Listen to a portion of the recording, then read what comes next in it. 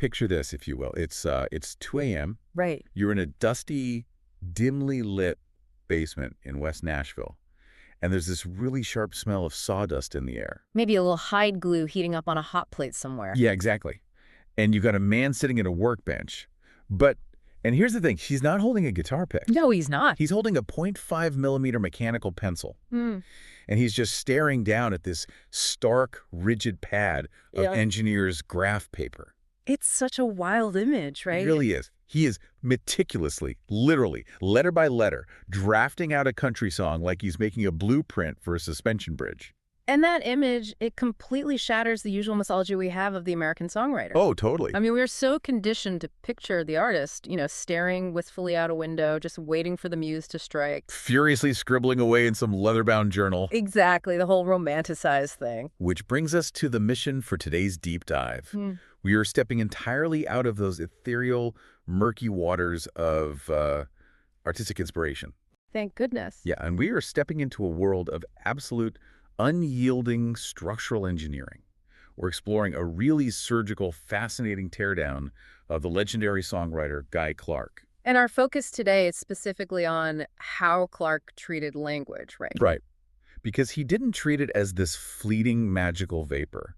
He treated vocabulary as a physical, structural material. Like white oak. Like high-carbon steel, exactly. And the document we're analyzing today, it's incredibly refreshing. It's an editorial analysis that completely bypasses that standard, glowing biographical fluff we usually see. Oh, I hate the fluff. It's terrible. But this is a strictly no-bullshit examination of the intersection between Clark's work as a literal guitar builder, a luthier, and his craft as a lyricist. Okay, let's unpack this, because even if you don't typically listen to Americana music, or, if you couldn't name a single country song from the 1970s, really want you to think about your own work as we go through this today. That's the real takeaway here.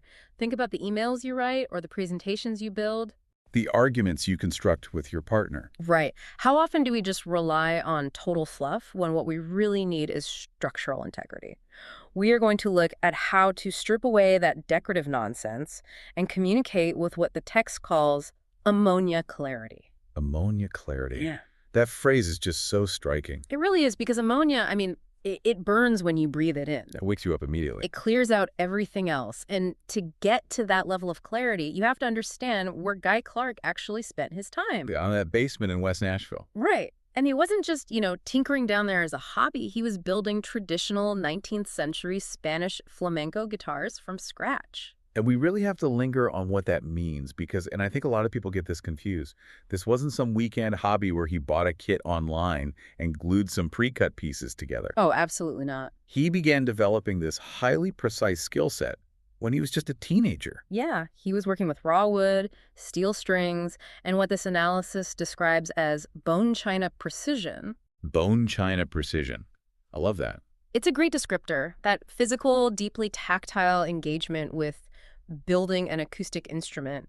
It completely rewired his brain when it came to writing a lyrical line. Because he had a fundamental rejection of the whole romanticized notion of the artist as some passive receiver. Oh, he hated that. He actively mocked the idea that songs are just, floating around in the cosmos, waiting to be caught by the sensitive antennas of a tortured poet. He had that quote, right, where he explicitly stated that songs require saws and vices. Saws and vices. You don't catch a song, you clamp it down on a workbench. You take a jagged piece of metal to it, and you cut it. It completely demystifies the creative process. It turns it into manual labor. And his workflow in that basement really reflects this. Because they weren't two separate lives. It wasn't the songwriter upstairs in the living room and the carpenter downstairs in the dark. Right. It was a cyclical workflow. When he was drafting lyrics on that graph paper and found himself stuck on a phrasing room. Like maybe a line just felt weak or the rhythm was clunky. Yeah, he wouldn't just sit there and agonize over the blank page like we all do. He'd put the pencil down, physically turn his chair around to the workbench, and pick up his luthier tools. He would completely switch tasks. Instantly. It reminds me of watching a baker who's maybe stuck on a really complex recipe, or they're frustrated with a business problem, and they just start aggressively kneading bread dough. Oh, that's a perfect analogy. Right. The intense, tactile, physical demand of the woodworking somehow occupies the conscious mind. And that frees up the subconscious to work out the intellectual math of the poetry. There's a ton of truth to that cognitive shift, absolutely. But the text argues it goes even deeper than just a distraction technique. How so? Because the wood itself has physical properties that demand absolute respect. I mean, a guitar is fundamentally a wooden box of immense tension. A box of tension. Let's break down the literal physics of that, because the analysis uses this to tear down all our preconceived notions of how a song actually operates. Well, think about the mechanics of an acoustic guitar. You have 6 steel strings pulling across a hollow wooden body with incredible force. It's, what, sometimes upwards of 150 pounds of constant pulling pressure? Exactly. So if the wood you select is too weak, or if your internal bracing is flawed, the box literally implodes under the tension. The bridge just rips right off the It top. just snaps right off. But on the flip side, you can't just build it out of solid concrete either. Right. If you overcompensate and make the bracing too thick or the wood too dense to protect against all that tension, The guitar won't vibrate. It becomes completely dead. it has no voice. None. A luthier is constantly chasing this microscopic balance. The relief of a guitar neck, that slight mathematically necessary bow that allows the strings to vibrate without buzzing, Right. and the cross-grain stiffness of the spruce or cedar, that determines everything. And Clark took these unyielding physical laws of tension, compression, and structural load, and he mapped them directly onto the English language. So he's looking at a verse on a piece of paper and asking, can this specific line bear the weight of the chorus? Yes. Is this adjective adding structural integrity, or is it just extra weight that's going to deaden the sound? The analysis refers to this as lyrical bracing. Lyrical bracing. It's brilliant.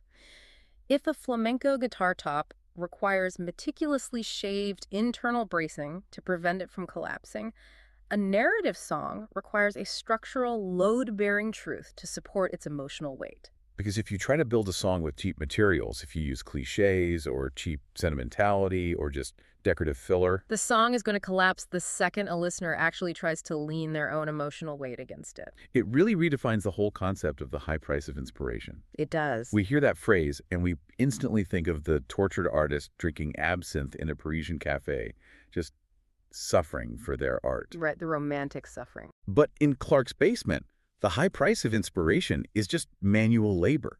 It's the willingness to look at something you spent 3 days writing and admit, this joint is weak. This is not structurally sound. And then you have to put in the grueling, completely unglamorous work of shaving it down. You're treating vocabulary like raw timber. You plane it, you sand it, you fit it together perfectly. And to build a physical structure with that level of bone china precision, you can't just start blindly hacking away at the wood. Right, you need a blueprint. Which brings us back to that incredible image of the graph paper. Because he didn't write in a blank notebook like everyone else. He wrote exclusively on pads of engineer's graph paper. And not just any pencil. Nope, a 0.5 millimeter mechanical pencil. I really honestly struggled to wrap my head around that. It's intense, isn't it? It is. Most writers I know, they want unlined paper. They want big, sweeping, messy handwriting to try and capture raw emotion in the moment. The chaotic artistic process. Yeah. The idea of plotting out a deeply emotional story about, like, love or death on a grid that looks like high school trigonometry, it feels suffocating. It feels like you're putting a straitjacket on the art. What's fascinating here is that the analysis completely challenges that assumption.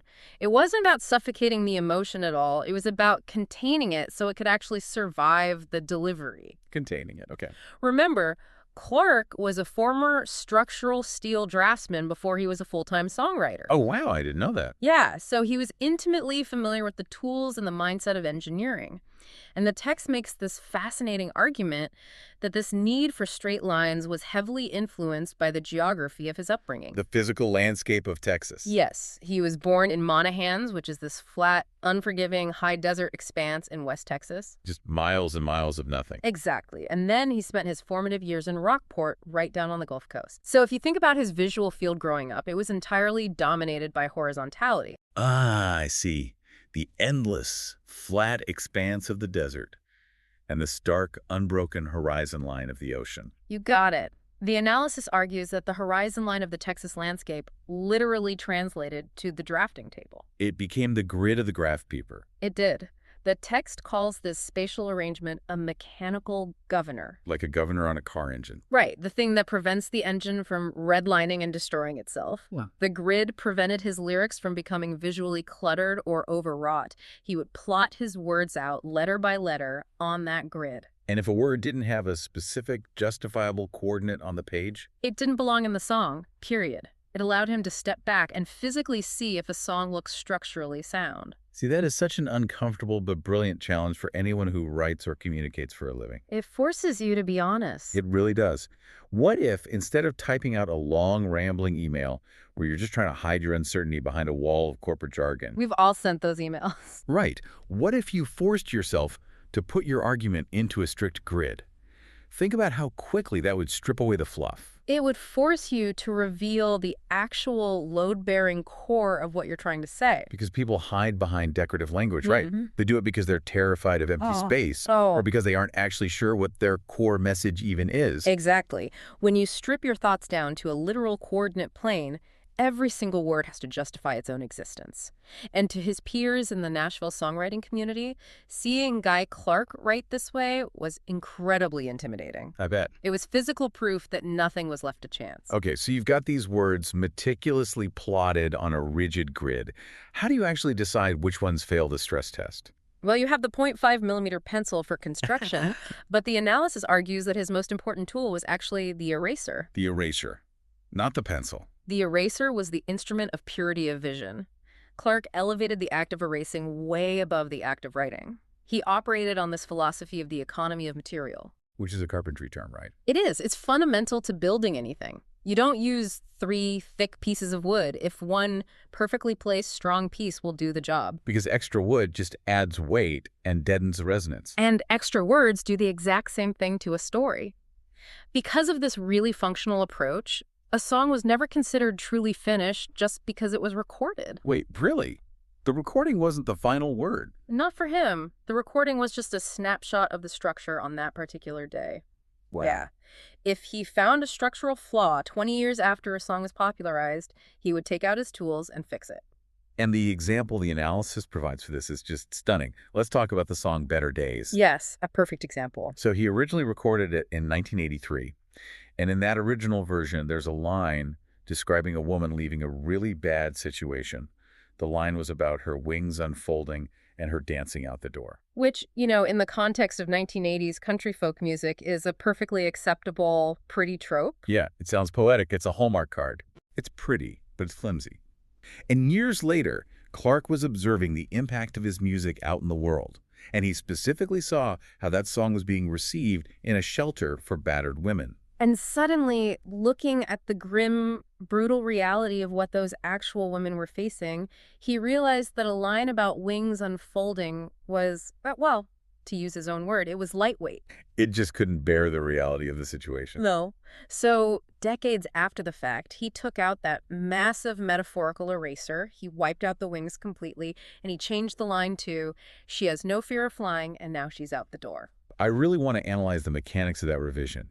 Because he swapped out this ethereal, decorative imagery, wings unfolding, for a grounded psychological reality. Having no fear of flying implies that the fear existed in the first place. Right, that gravity exists and that she has overcome it. It is load-bearing. He altered an established piece of his own history because the truth of the narrative structure was simply more important to him than the historical record of the album. It's architecture by subtraction. Yeah. It feels very similar to minimalist interior design. Oh, how so? Well, if you walk into a room packed with ornate furniture and rugs and 50 different paintings, your eye doesn't know where to go. Sure, it's overwhelming. But if you walk into a room with stark white walls, concrete floors, and one single perfectly crafted wooden chair in the very center, the negative space is what makes the chair look so striking and powerful. That's a great way to look at it. He provides the 4 corners of the room, and he forces the listener to build the roof. And nowhere is this more apparent than in his song, The Randall Knife. Oh, the Randall Knife is the ultimate case study in this entire philosophy. It really is. It is a profoundly chilling, devastating homage to his father, written shortly after his death. But the way he constructs the grief is what makes it a total masterpiece. Because he wrote an entire song about the devastating loss of a parent without ever using the words grief or sadness or pain or loss. Think about how hard that is. How do you write a song about grief without actually naming the grief? By focusing entirely on the concrete physical world. Exactly. Abstract emotions are flimsy. Instead of trying to describe the shape of his sadness, which is impossible anyway, he meticulously described a specific physical object, his father's high-quality hunting knife. He listed his physical attributes like a hardware catalog. Hand-forged, high-carbon steel, staghorn handle.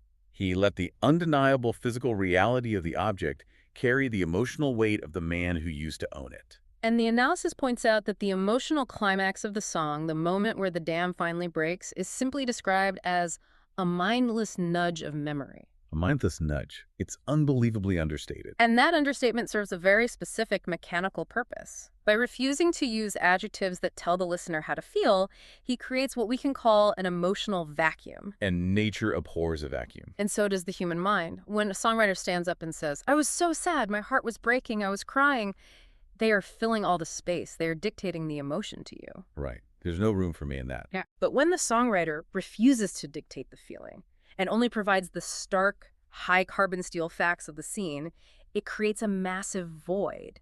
The listener is absolutely forced to rush in and fill that void with their own genuine emotion. By not telling you how to feel, Clarke honors the dignity of his subject. And he honors the intelligence of the listener. The unsaid becomes the most critical, load-bearing part of the entire structure. I am so fascinated by how that visual structural rigor on the graph paper actually translates to sound. It's quite a leap. Because ultimately, a song isn't a poem that you read in silence on a page. It has to vibrate in the air. How does an architectural blueprint become auditory? This is where the ear of the luthier truly takes over. Because words aren't just definitions in a dictionary, right? They are physical sounds. They have phonetic weight. And Clarke utilized a technique he called the scrambled eggs method. Which, on the surface, sounds completely antithetical to the bone-china precision of his graph paper. It does sound chaotic, but it served a really vital mechanical purpose.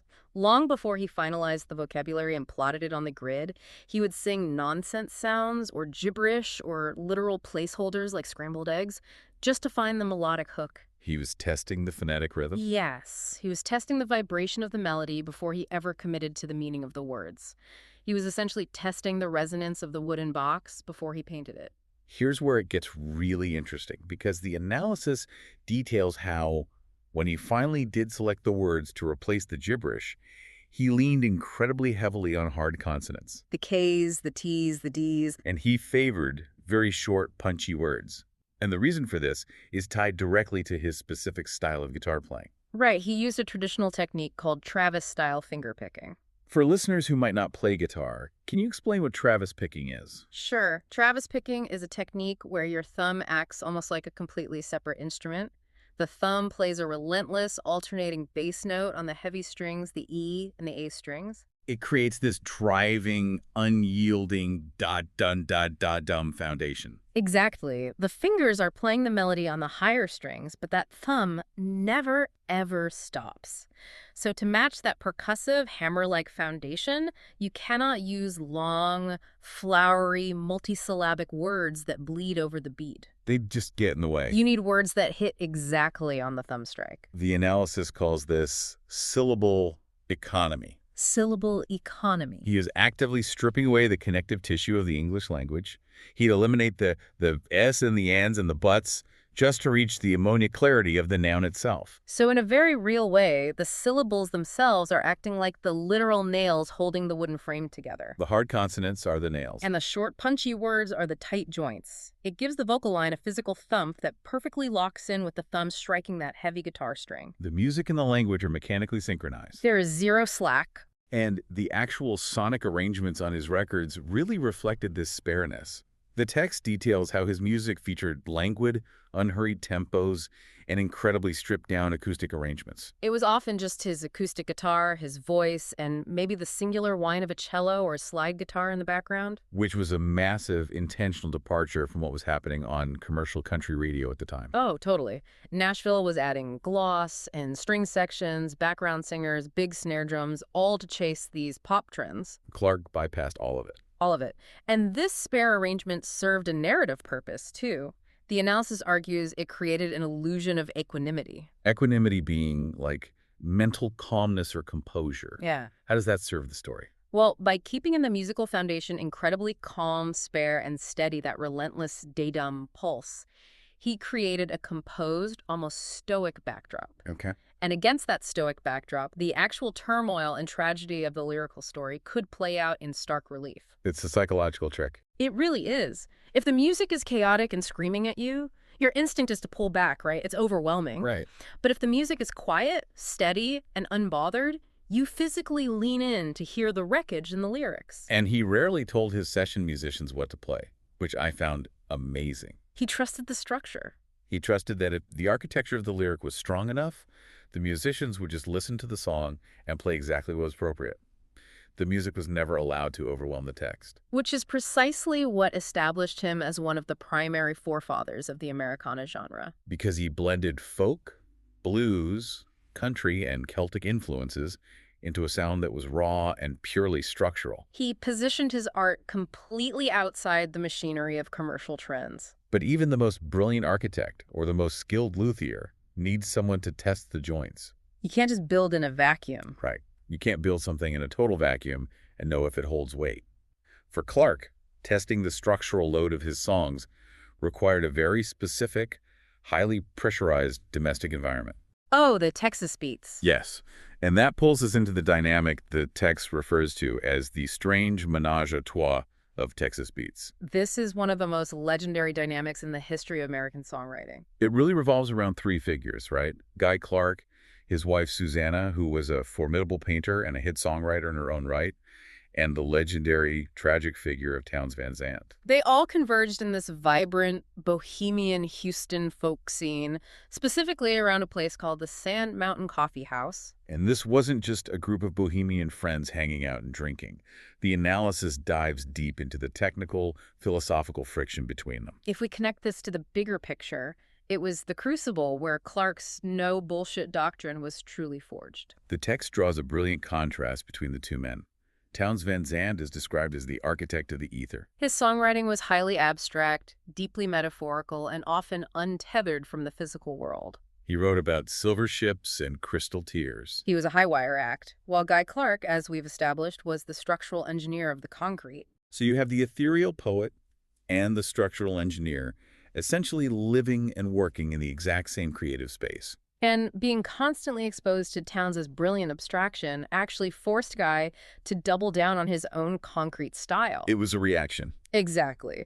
Where Townes might fly off into a dense metaphor about the cosmos, Guy would counter by anchoring his next song with the gritty reality of a chilly parlor bar or the specific brand of a hunting knife. The friction of those two completely opposite philosophies of language colliding daily is what drove them both to absolute mastery.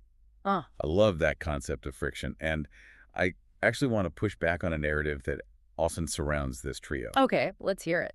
We hear the word muse thrown around constantly when we talk about the wives of famous artists. You know, the woman who just exists to inspire the man. Right, standing in the background. But reading this teardown, Susanna Clark sounds nothing like a passive muse.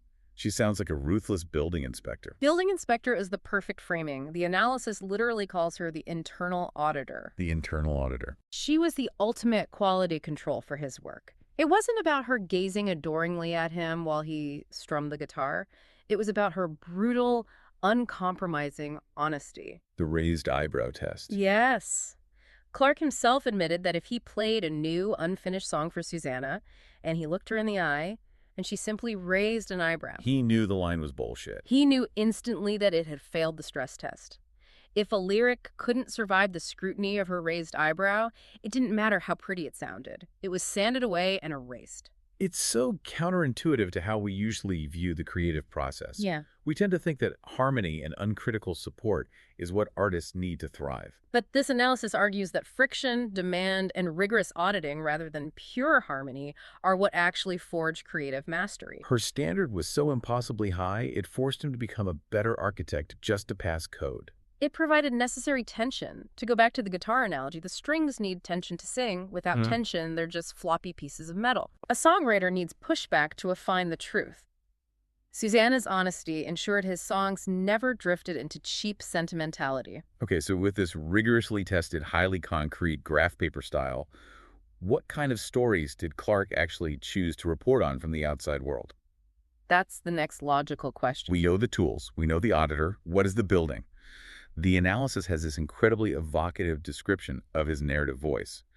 They call it a mix of strength, musk, and oak, combined with an Irish poet rakishness. It's a very specific vocal and narrative blend. The oak is that solid, grounded Texas luthier side. It's totally unpretentious. But the Irish poet side, That was specifically inspired by his and Towns' deep admiration for Dylan Thomas. It brings a slightly dangerous literary edge. They used to just sit around listening to recordings of Dylan Thomas reading poetry. and to ensure that literary edge didn't become pretentious, he used something called the comma Mary test. I found this to be one of the most practical tools in the entire analysis. It's brilliant in its simplicity. He wanted to ensure that every single lyric, no matter how poetic, sounded like actual conversational human speech. What does that actually look like in practice? Let's give an example. Sure, imagine writing a line like, the desolate wind howled through the canyon of my despair. Which might look nice in a poetry journal. But you would never sit across a table from a friend and say that. The comma Mary test means taking a line and adding the phrase comma Mary to the end of it. The desolate wind howled through the canyon of my despair, Mary. It sounds ridiculous. It completely fails the test. Instead, you'd say, it's been a rough week, Mary, and the wind won't stop blowing. If you wouldn't say it to a friend over coffee, it bypassed the fake, authoritative singer voice and was thrown out. It establishes immediate intimacy. And he was masterful at shifting his narrative perspective to suit the story. He would use third person, like in his masterpiece, Desperados Waiting for a Train. Which creates a cinematic distance, allowing the listener to watch a young boy and an old man over a span of years. Right, but then he'd aggressively switch to a second-person address, like my favorite picture of you, looking right into the lens and pulling the listener uncomfortably close. The analysis dives into two specific songs that really showcase his range as a storyteller. First, you have LA Freeway. Which was a massive early hit. It perfectly captures that deep, suffocating frustration artists experience when they are chewed up by the big city. And the origin story is pure Guy Clark. He didn't write it in a studio. No, he literally scrawled the original lyrics in eyeliner on a brown paper bag while driving his car late at night, fleeing a terrible gig in San Diego. Eyeliner on a paper bag. The medium perfectly matched the gritty desperation of the message. But contrast that highly personal frustration with his later work, specifically a devastating song called El Coyote. This is where the journalism aspect of his writing really shines. El Coyote is about a real-world tragedy, isn't it? Yes. It's about the deaths of 18 undocumented immigrants who suffocated in the back of a smuggler's semi-truck in South Texas. It was a horrific story he saw on the news. And what's fascinating is his reaction to it. His reaction wasn't to write a preachy political protest anthem telling people what to think. He said he was filled with a quiet, profound fury, and he didn't know how to speak to it other than to try to build a structural narrative about it. And this is where the teardown introduces a fantastic, high-level literary concept, parataxis. Parataxis. Let's break that down, because it's crucial to understanding his style. Parataxis is a technique where you place disparate images, ideas, or facts side by side on an equal level without using conjunctions to dictate their relationship. So instead of saying, because the Mona Lisa is beautiful, it is like a bluegrass solo. Parataxis simply says, the Mona Lisa, a bluegrass solo. The text notes how Clark used this to place the grandest, most elevated art on the exact same structural level as a flat-picking solo by a blind mountain musician. It entirely democratizes beauty. It flattens the hierarchy. Exactly. And in El Coyote, he uses this grounded, observational parataxis to frame a massive, overwhelming social tragedy within finely detailed, mundane facts. He doesn't preach about immigration policy. No, he focuses intensely on the marginal characters, the specific mechanical details of the truck, the cold, hard cash exchanging hands in the dark. So what does this all mean? It means he's acting as a reporter, not a preacher. The text calls him a humane guide. By practicing narrative journalism in song form, by relying exclusively on concrete facts and entirely avoiding didacticism, Meaning he refuses to tell you what the moral of the story is. he forces the listener to confront the brutal reality of the human condition without ever feeling lectured. You are forced to witness the details, process the horror of the truck, and generate your own empathy. Which is infinitely harder to pull off than just writing a catchy protest song. You are building a psychological structure that forces the listener to experience the tragedy themselves. And this method of finding the sacred in the gritty details, of demanding structural truth above all else, It didn't just yield a catalog of great songs for himself. No, it literally built the foundation for an entire school of songwriting in Nashville. Which brings us to his legacy, the Polaroid, and the audience of one. To truly understand his legacy, we have to look at the origin of that song we mentioned earlier, My Favorite Picture of You. It serves as this deeply touching, complex memorial to his wife, Susanna, and the title track was inspired by a very specific physical object, a Polaroid photograph. The story behind this photo is incredible, and it tells you everything you need to know about their relationship. So the Polaroid was taken at a friend's house, John Lomax's house, in the late 70s or early 80s. And in the photo, Susanna is standing outside in front of the house, and she looks absolutely furious. Her arms are crossed, her jaw is set. The analysis describes it as a winter squall, a mew motion on her face. And why is she so angry? Because Guy and Towns were inside the house, in Guy's own words, drunk off their asses, just being absolute jerks. She had had enough, and she walked out. And Clark kept that specific, furious photo pinned to his wall for decades. He didn't hide it away. He said that angry posture was the most eloquent, honest thing he could ever say about her. When he finally wrote the song, near the end of his life, he wrote it by essentially painting that exact photograph with words. He used the hard consonant of the word click to signify freezing the moment in time. He found profound beauty in imperfection and friction. He didn't write a sappy song about a smiling, perfect, submissive wife. He wrote a load-bearing song about a real, angry gaze and a love that burns hot and true even in the middle of turmoil. It is the ultimate no-bullshit love song. And that uncompromising standard of truth is what made him the ultimate mentor figure in Nashville. The analysis describes him as the audience of one at his kitchen table. The audience of one. Paint a picture of what that kitchen table was actually like for a younger songwriter. Well, he had this incredible, sprawling list of protégés. Rodney Crowell, Steve Earle, Lyle Lovett, Emmylou Harris, Roseanne Cash. These are absolute giants of the industry. But for them, commercial success or getting a song cut by a pop country star wasn't the benchmark of a good song.